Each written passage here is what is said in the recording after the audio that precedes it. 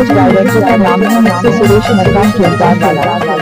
कांसा के थारा पे कर लोटा गड़े मंडला के राजा हमें छोटा गड़े मंडला के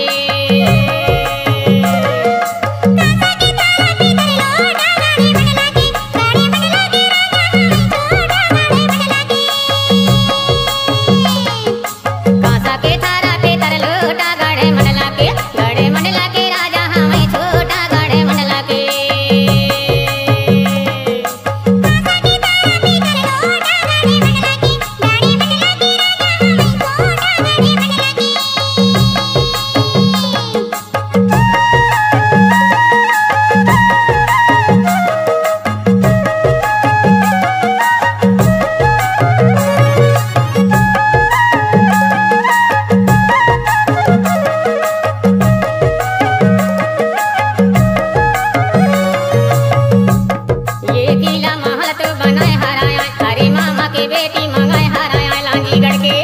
आप सुन रहे हैं YouTube channel mister Suresh Markam Kedar वाला।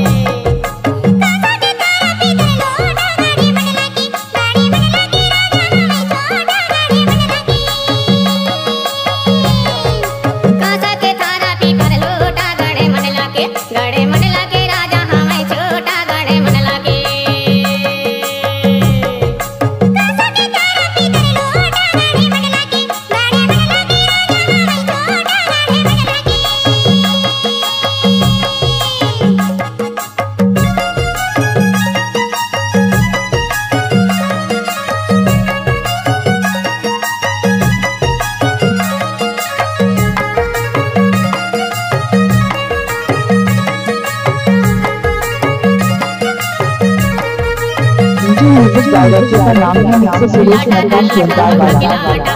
मामा के बेटी